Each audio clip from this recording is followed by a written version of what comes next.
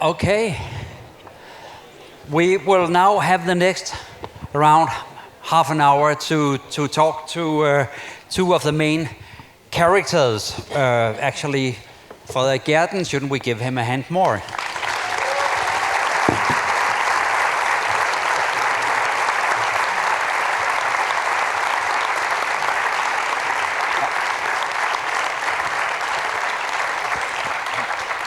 And also welcome to Rutger Bregman, and you are now an actor.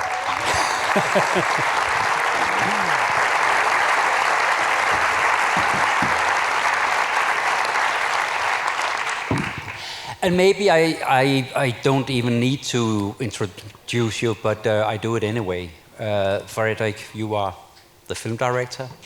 You are film director of several films, Cars versus Bikes. Also Push, Jazz Gold, Bananas, which was a very controversial film actually about Nicaraguan workers. It wasn't controversial. They made it controversial. They made it controversial, yeah. It was a multinational company who actually sued you for your film, but they withdrew it after you guys received support from the Swedish government. Are you getting sued again now, Fredrik, or not? I hope not. It's okay. I already feel you're going to sue me. You can't speculate on those. You didn't tell me anything about that risk. No. I skipped the rest. I have a lot of nice words for you, and you received awards, Pulitkovsky Award, and so on. And also Rutger Bregman, historian, orator. The Guardian called you the wonder kid of new ideas. I personally met you first time in Davos in 2019. That was amazing. You were talking to the business elite there, and you were telling them, right up, stop inviting Bono to feel good, just pay your tax. I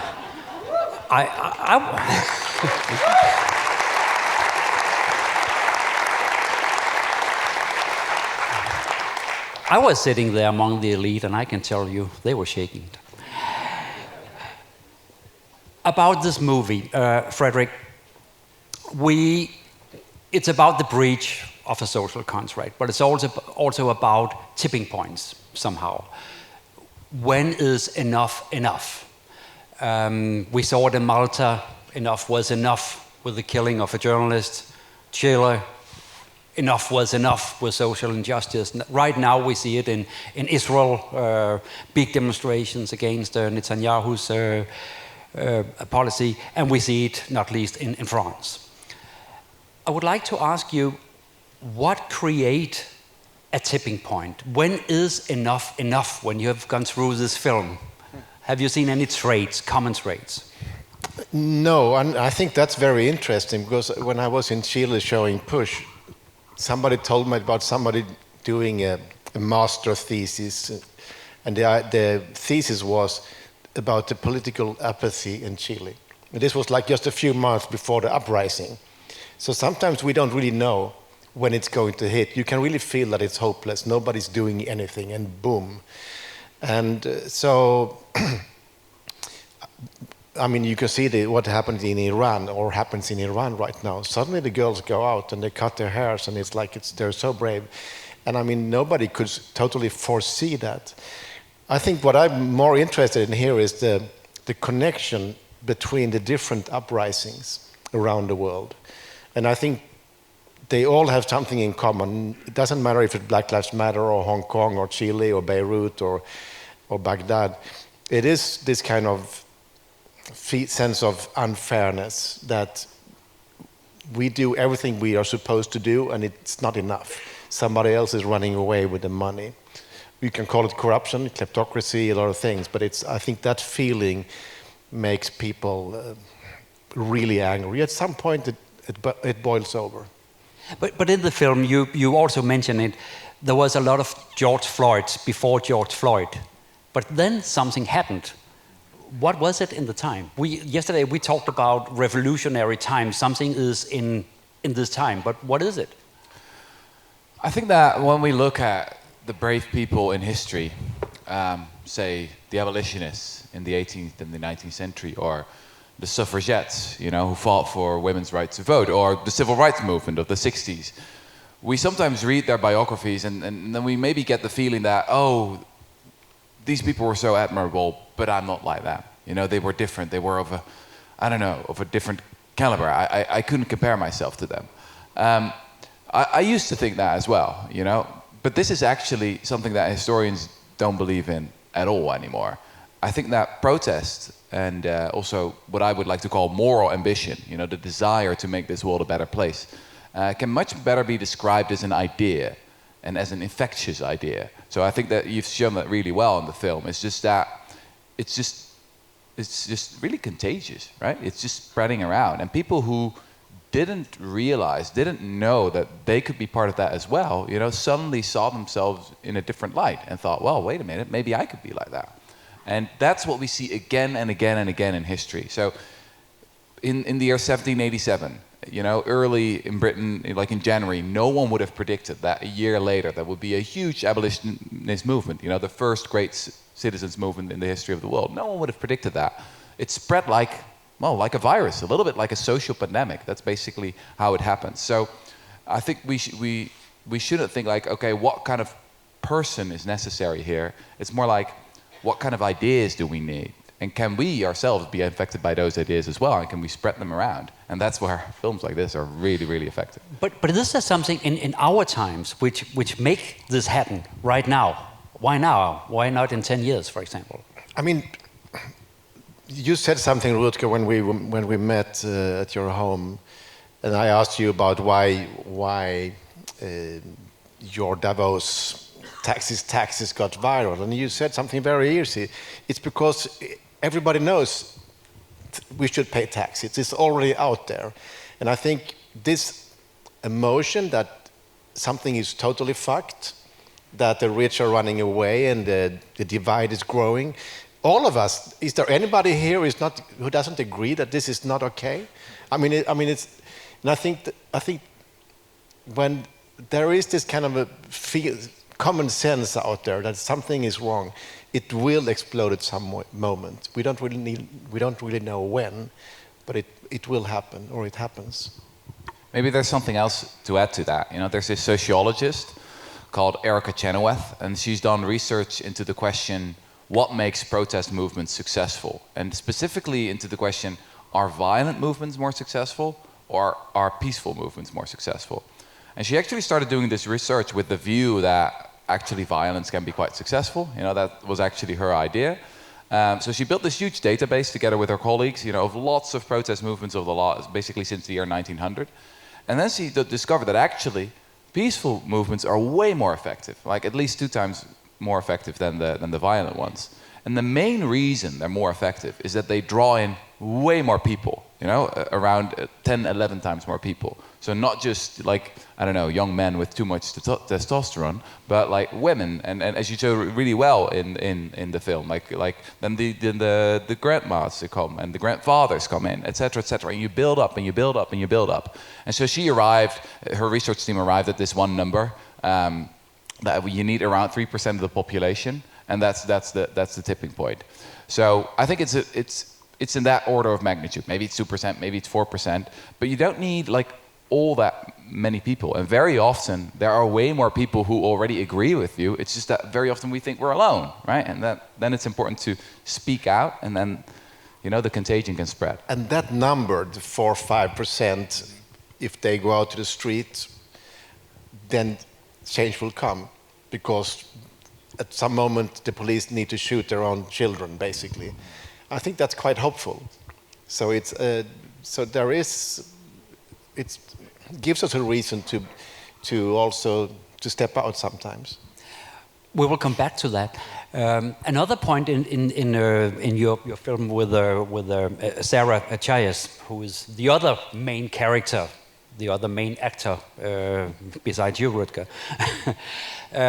She's talking about a network. We talked yesterday, Fredrik, about normally when we've been talking about corruption, we all not always, but often focus on Panama Papers, revelations, on known people, known politicians. But Sarah is actually talking about a network. Why is that so important that we understand it as a network of corruption? I think the most important thing is to understand that there is a pattern out there, and I think if we understand the pattern, it's easier to fight it.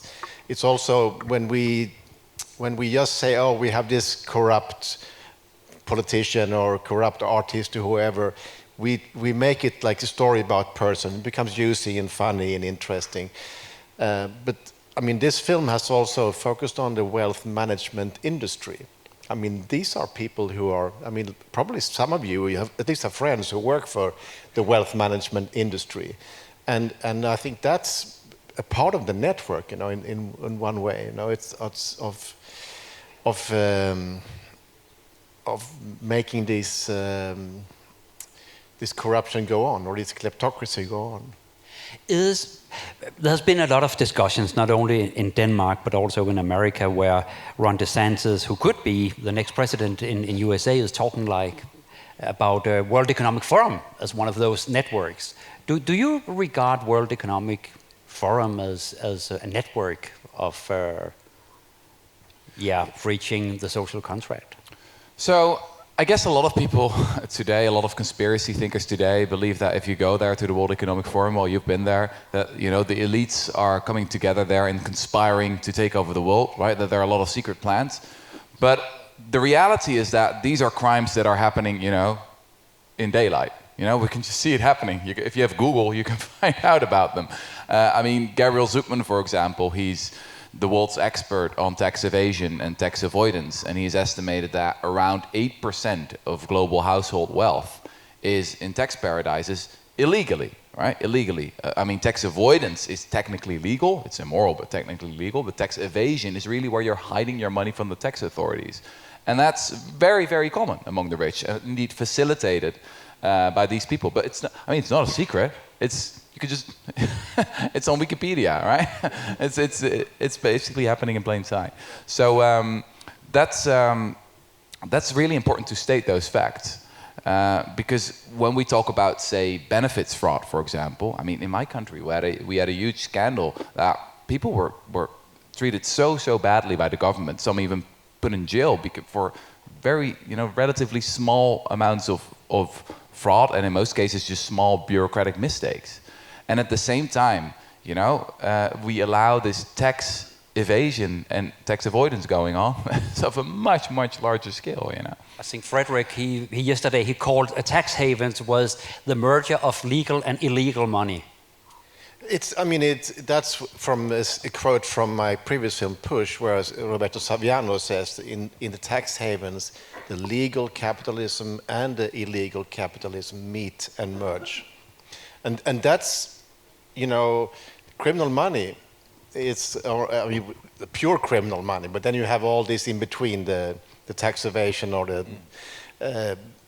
but all that money, when it's laundered, it's filtered straight back into our society. It has a big effect on the real estate market and on our lives. So it is a big problem. And you said that it didn't get into the film, that if we want to close the tax havens, we can do it today. Yeah, it's fairly easy. Yeah, it's fairly easy. And it's also good to know that we are actually, especially since 2019, there has been some progress. As I also said in the film, the biggest injustices happen in silence. And now that people are starting to get angry and become more vocal about it, there has been some progress. So, for example, recently the European Union agreed on a minimum 50% global tax for multinational companies. That's not nearly enough, but it's a really historic milestone. If you would have said that like 5-10 years ago, many economists would have said that's impossible. That's never going to happen. That sounds like utopia. But here we are. But the public pressure really, really works. And also Biden is talking about a higher corporation tax. And he also says that the trickle down doesn't work. So there is more and more are understanding this, even if we still have neoliberal politicians who are singing that old song still, but it's... I thought of one funny story, by the way. Can I tell that before I... Oh, yeah. And I'm curious to ask the audience for their opinion for the story as well, because I'm a little bit of a dilemma. Because, we talked about, is it like a conspiracy going on, or are these billionaires just completely deluded and blind? And I tend to think the latter thing. I recently actually, I do this thing called earning to give, when sometimes really rich people invite me, to give talks, and the speaking circuit is completely corrupt. So you get a lot of money, but then what I always do is I donate it to like the opposite cause. So you speak for oil executives, and then you donate the money to Extinction Rebellion. You speak for a wealth management fund in Geneva, and you give everything to tax inspectors. It's a lot of fun. Actually, recently in Geneva, I was halfway in my talk, and like one of the partners of the private wealth management firm stood up angrily and stormed out of the room. So that was very funny. But I don't know, they keep on inviting me. So and now I've never came back to Davos. Now I've got this dilemma that I've been invited to Richard Branson's private island. Yeah. So he lives in the Virgin Islands. Can I join you? Yeah. Actually, that would be really So great. was a question for the audience if they would join you too? The problem though is that they want me to sign this huge non-disclosure agreement, right? Blah blah blah. So that's a bit messed up. But I don't know. Should I go anyway and tell them?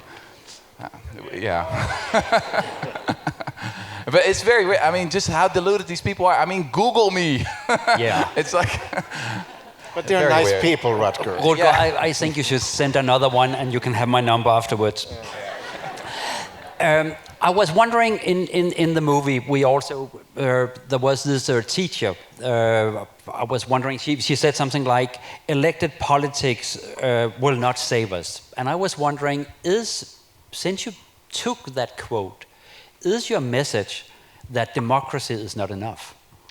No, I think that's not the message. But electoral politics is not enough. I think my feeling, we know, Occupy Wall Street gave us this fact, the 1%.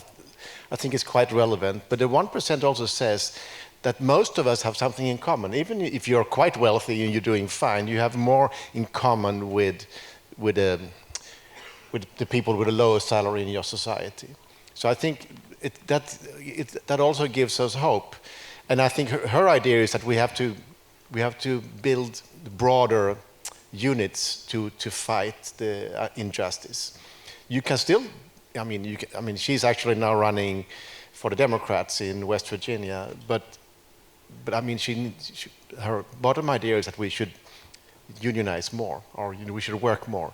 By the way, I just chatted with her, and there is a big union strike teachers strike going on in Los Angeles right now. It's the biggest public official strike in LA for the last 50 years. It's like been 60,000 people out closing schools. It's happening right now, and so it's and that's also a sign of the time in some way.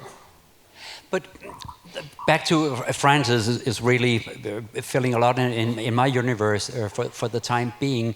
That is also an example where you have a democratic elected president, and you have a parliament democratic elected. It cannot work together. It cannot work with the street. We have those very big demonstrations right now. They're kind of deadlocking the political process. It seems like there's a vicious circle we are seeing, that people lose faith in democracy, but we don't have anything to substitute for it. So there's this really fascinating book written by Zeynep Tufekci, a sociologist, called Twitter and Tear Gas, where she takes a look at these huge wave of protest movements around the globe. Because you're absolutely right, Fredrik. There's one study that estimated that between 2006 and 2020, there's actually 3 times as many protest movements. So there's a real rise in anger. And one of the explanations for that is social media. It's just much easier to gather a huge group of people. The contagion can spread much quicker. But there's also a problem, though. What often happens is that there's this quick outcry of anger, but then at that point you're not ready yet. You haven't not built all the organizational structures. So in her book, Tufekci talks about, for example, the March on Washington. Now at the time, they didn't have email. They didn't have smartphones. And they had to organize this march where 200,000 people would come to Washington. I mean, that was really, really difficult work. It took months and months and months. And that work is really important to establish ties, to establish trust between all these activists who learn to work together. And so one of her explanations of sometimes the lack of success of activists today is that we should get better at also building these ties. It's really important to get out a lot of people in the streets, but then there are many, many different roles to play in a movement, right? So yeah, we need people who are willing to be dragged away by the riot police, but we also need radical nerds who understand tax policy, you know, who are really good at lobbying. We need people who are really good at organizing. We need people with a huge variety of talents, and I think this is one of the points made in the film as well. And I think that's actually something we can learn from the protest movements of the past. Can a protest movement, can that succeed actually without a leader? I was wondering, I was looking back at Arab Springs. I was looking into what happened in Iraq years ago. There was a youth uprising. We have seen it in Chile and so on.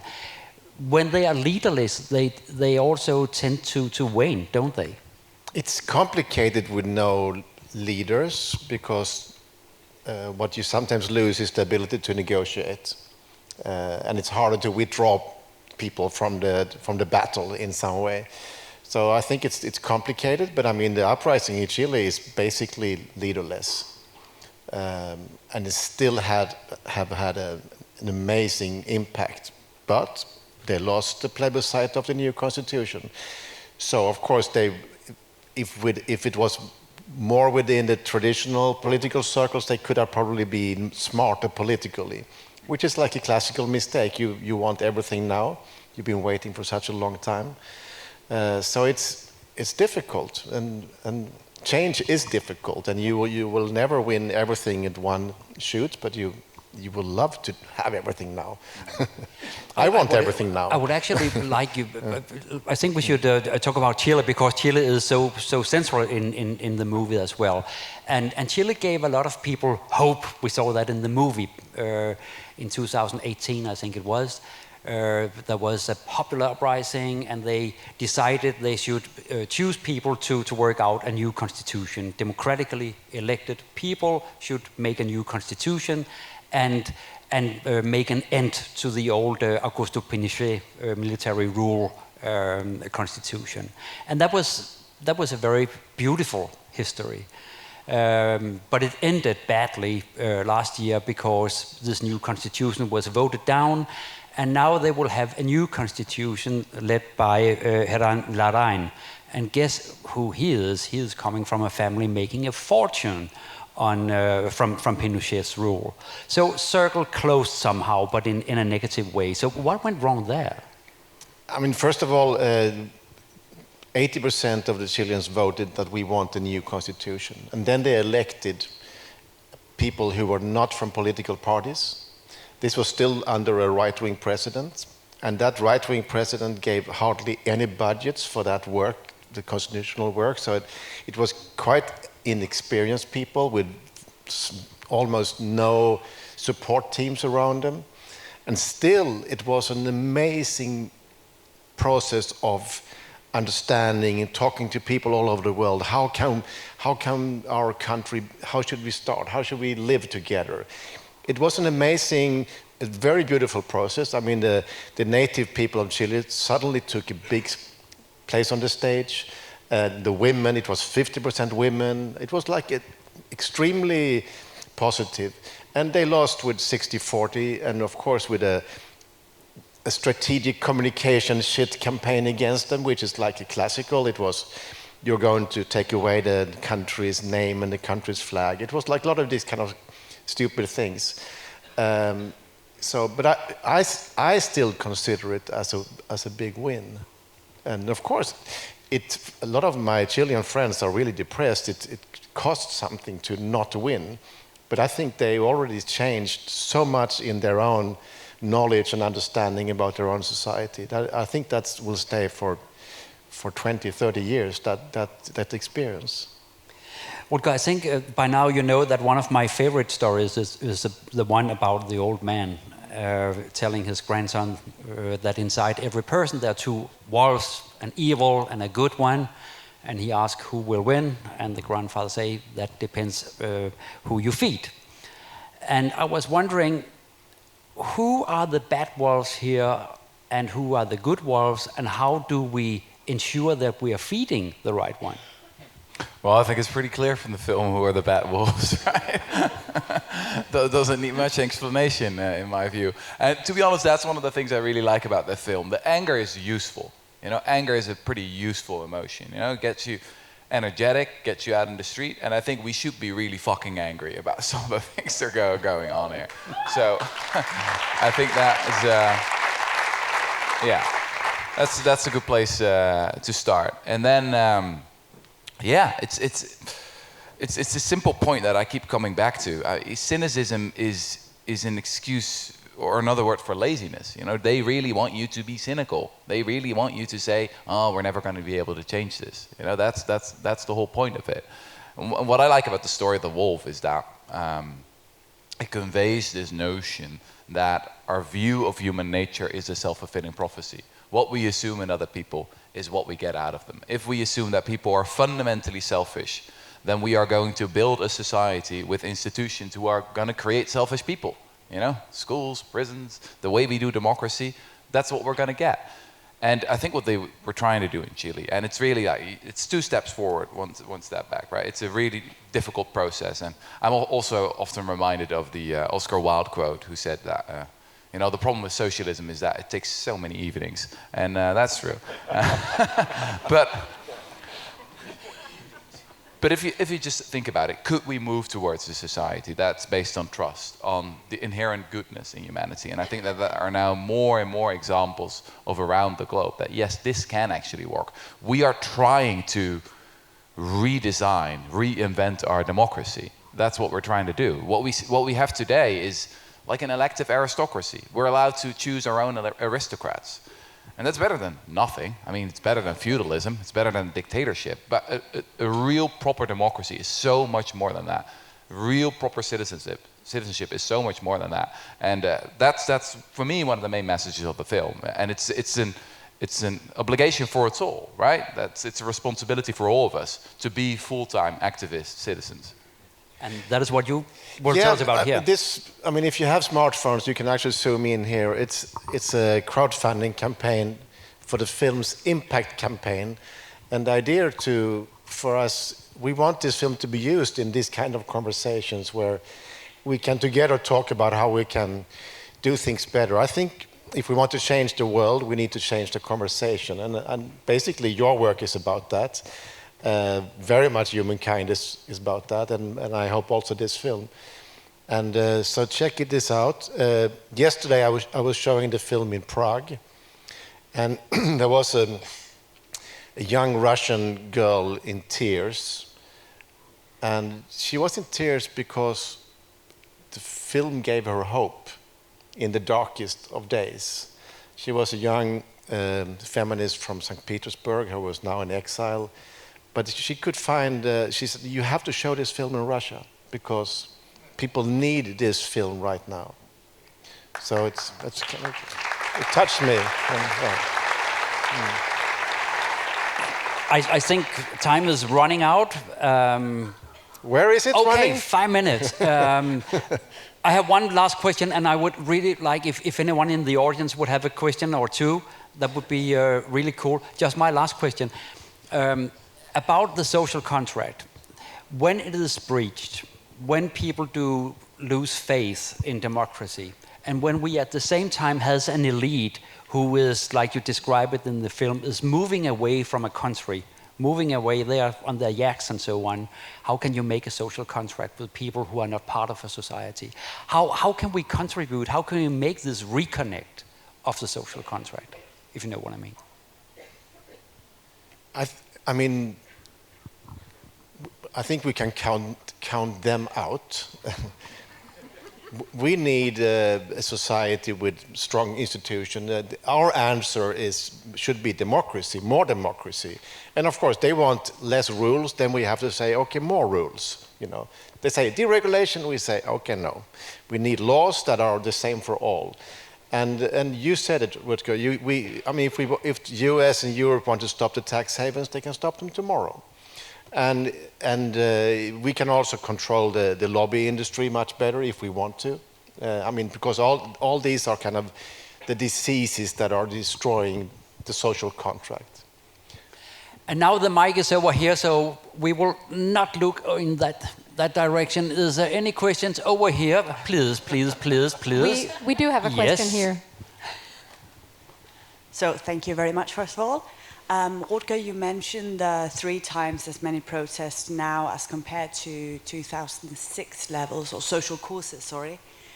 And I was wondering, the number of social protests, or like social causes that people are protesting, is that a measure of impact in any way, or is this divide? I just imagine that like as many people would always be, protesting, but there are many causes and I was just wondering, like, is this dividing us or is it unifying us? And I would love to hear your take on that. So, on the one hand, there's sometimes this tendency, and I have this as well, to say that every small little thing matters, right? That every small little sign of protest, that everything counts. And part of me believes that, but another part of me thinks that winning is a moral duty, right? It's in the end, it's the results that count. And if we look at the great protest movements of the last couple of years, I mean, we've seen extraordinary results, obviously. If you think, for example, about the Me Too movement, I mean, it's changed the global culture in, I think, in a radical way. There are other examples, though, of maybe also the Women's March in the US that collapsed at some point because of infighting, basically.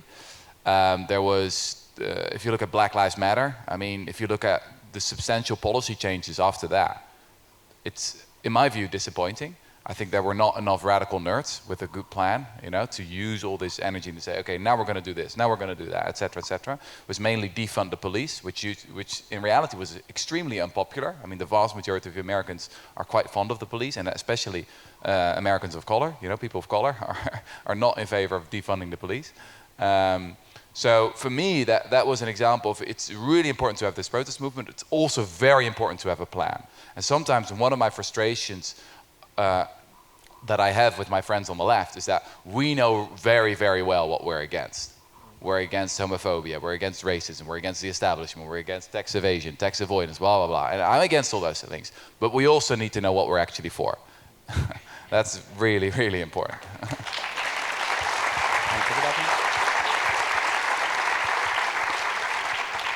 Please. Yeah, hi, good evening, and thanks for good evening, and thanks very much for a very interesting film. Denmark, I think, is considered a relatively well-functioning democracy compared to others, in any case. I can't remember an election campaign in Denmark where either the voters or the politicians ever really talked about tax avoidance or tax evasion in a big way. What's your view of why voters and politicians in such a country talk so little about avoidance and evasion because of all the funding that could come from cutting that out? Thank you. Well, most of the election campaigns are run by these strategic communication people, and they decide what we should talk about. And I think that's basically the problem also, that if we want to change the conversation, we need to be many that are talking about the same thing. And you're not many enough, obviously, in Denmark in that sense. So they make you talk about what they want you to talk about. I mean, in Sweden, the elections now, we talked about electricity and cars, so petrol. It was like that, and nuclear power. It was totally silly, very dishonest election campaign, but it gave them the victory. So so they are so good at spinning the message and making us talk about what they want us to talk about. I mean, Trump made everybody talk about him. Even all of our friends were tweeting about, look at his funny hair, look at his skin color, look at, instead of talking about the things we should talk about. And I think we should focus, but we should also then bring more people together to talk about things.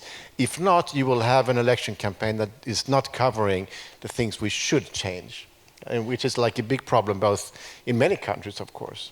I don't know how is it in Holland. I mean, we even have a tax model called double Dutch. Because Holland is a well, that's a gone tax haven. actually. That's one of the activist successes of the past couple of years. The double Dutch-Irish sandwich, blah blah blah. What was it? It doesn't exist anymore. I mean, as I said, we had Gabriel Zuckman on the show, the great tax expert. So that was now, a good there's one. an army of lawyers and bankers and accountants thinking of new, ways to dodge their taxes. So that's also a good point made in the film. They want things to be as complex as possible because if they're really, really complex, then they can, come up with all their schemes to avoid their taxes. And that's also why, as I said, we also need the radical nerds who really go into the weeds, who are not afraid of the numbers and are willing to be very wonky, and then use their skills, their mathematical skills, you name it, to fight the good cause. I think one of the greatest talents of our time is the extraordinary waste of talent. I mean, so many super smart people, so many of them, they go to the best universities, and what are they going to do with their life? It's so pathetic. Right? It's, I mean, Harvard, for example, 40% of Harvard graduates go into consultancy or finance. Consultancy. I mean, Yes. I have Peter relatives Goodman there, so I will says, not comment on it. And creating a divide. Yeah. maybe we should take the last question down here. No, maybe it's not a question. It's just, don't you just love those girls from Chile? Well, I do. It kind of it kind of reminded me of East Germany and the fall of the Berlin Wall. Their slogan was "Wir sind das Volk." Don't you agree that social awareness is actually the key to solving all these problems that you're? I think what the girls and the artists in Chile are doing is showing us an image of what life could be. That life can be different and it can be beautiful. And if we're many together, it's actually more fun. But it's also the feminist movement, not only in Chile, all over Latin America, is extremely strong. And it is changing these societies profoundly right now, I would say. So of course, it's not an all-win, but it is a big trend also there that is it's very inspiring. Totally lost in our news media because we don't really know what's happening in Latin America. Maybe Politiken knows everything, but it's totally in the shadow. But there's a lot of interesting things cooking. So. We do have a correspondent there. Thank you very much. What I really like with this talk and this film is actually it was not about only pointing to problems. It's also actually about telling you can do something. You can turn your anger into a constructive decision making or influencing. I think that is absolutely a powerful statement and a nice statement to stop with. So thank you to the two of you, and thank you to all of you, and thank you from me.